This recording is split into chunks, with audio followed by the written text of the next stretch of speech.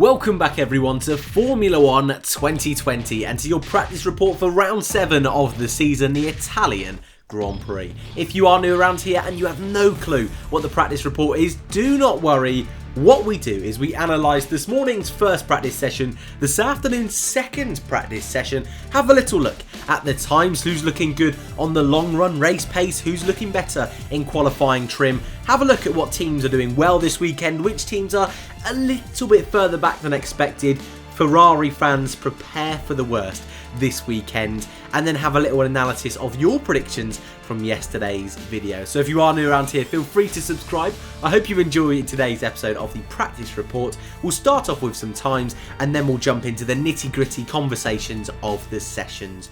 In the morning, it was Valtteri Bottas on top once again. A Mercedes 1-2, no big surprise. Of course, the big story coming into this weekend, or one of the big stories at least, is that the qualifying modes will not be run this weekend onwards. Lots of questions whether Mercedes would still be able to hold that ultimate one-lap pace.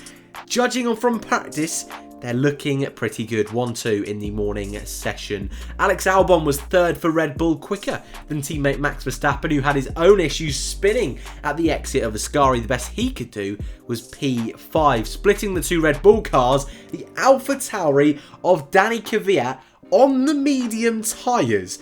Gasly was 6th, meaning AlphaTauri 4th and 6th. Technically, the third best car in the morning session.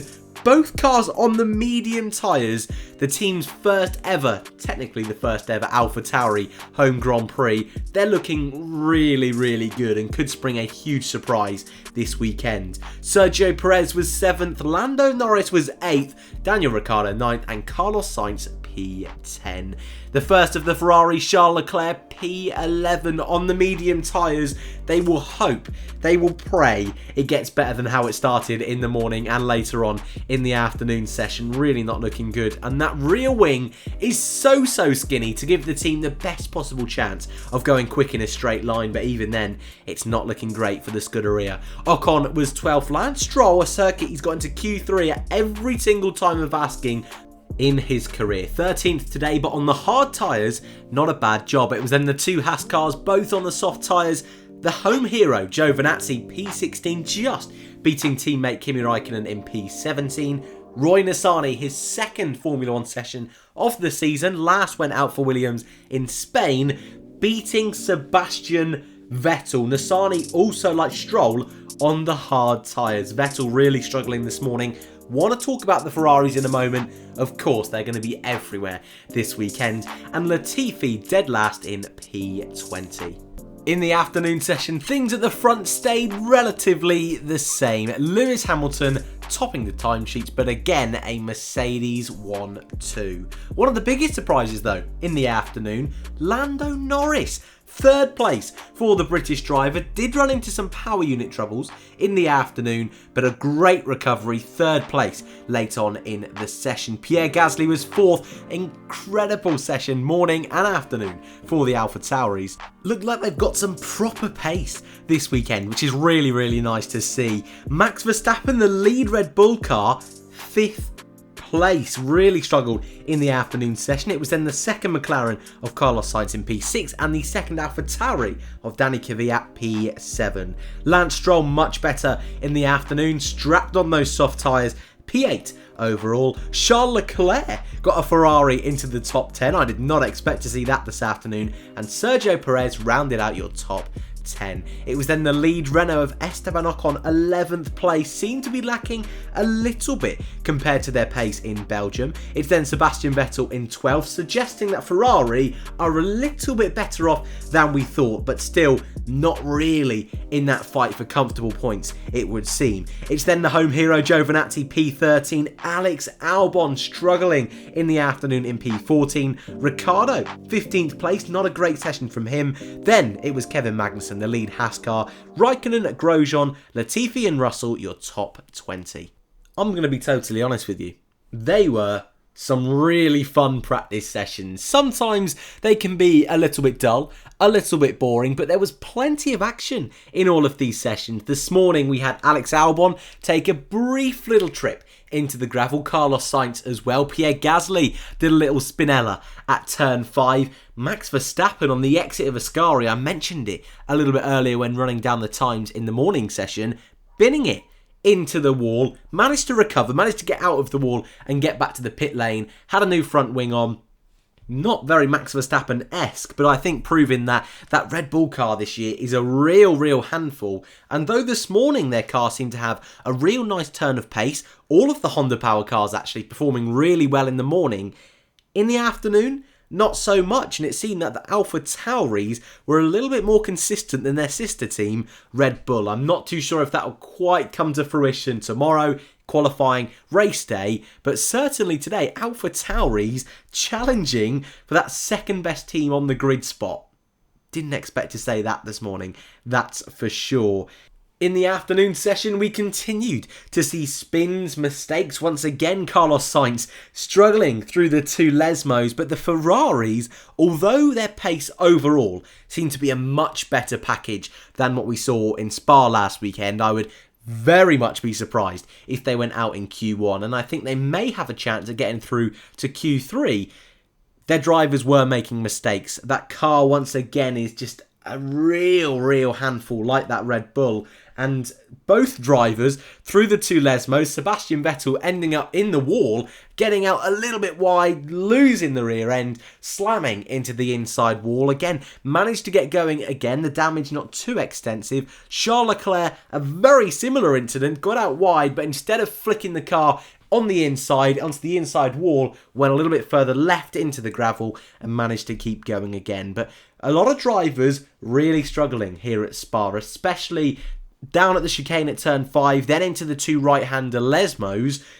Lots of drivers making mistakes, whether it's lockups, whether it's slightly wide in the gravel, especially before the turn 5 chicane. Bottas this morning, Grosjean this morning, a whole host of drivers locking up there, having to go on through the escape roads.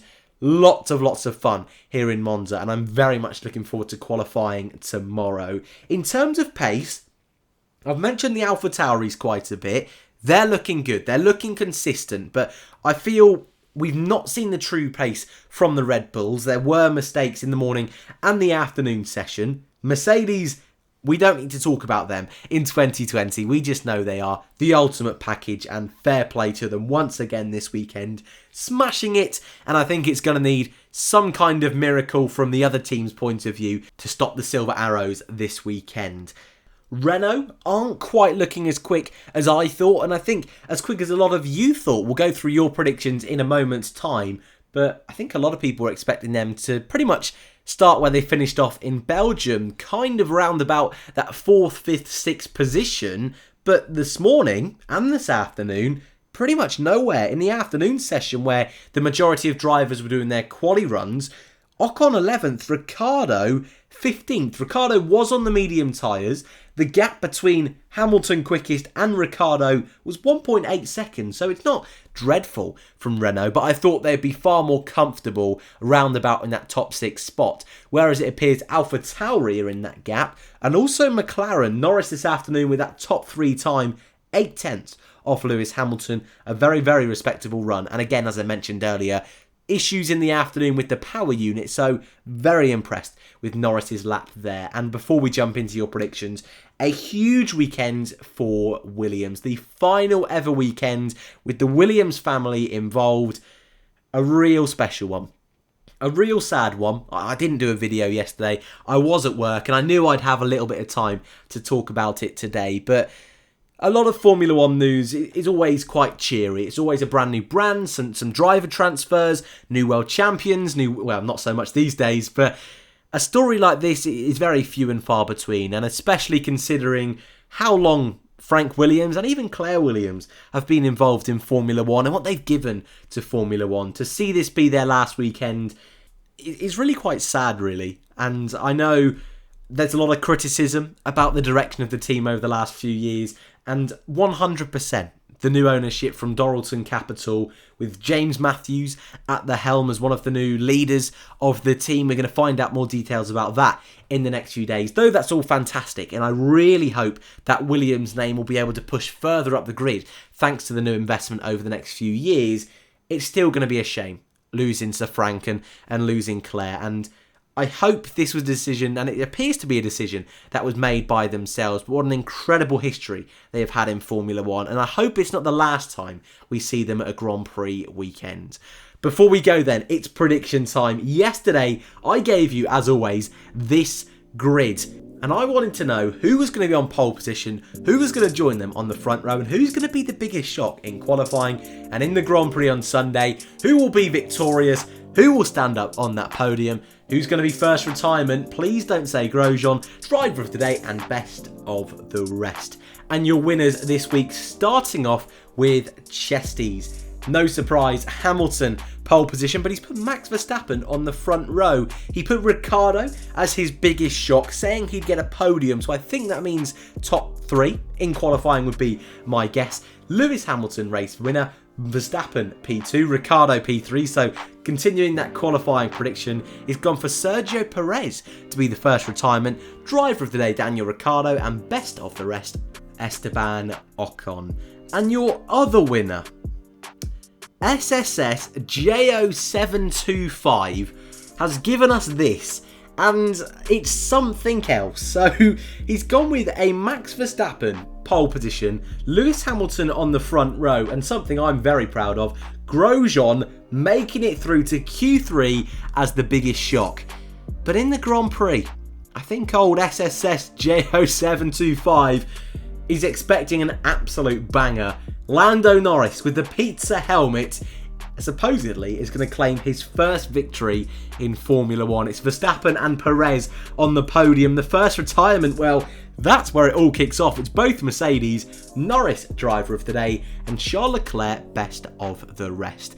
And on that bombshell, as they used to say on a great TV show, we will leave it there. That is your practice report for the Italian Grand Prix Round 8 of the season. If you are new, I hope you enjoyed. If you did, hit that like button. It really helps out the channel. Thank you all very much for watching. Enjoy the weekend, and I hope to see you all in the next one.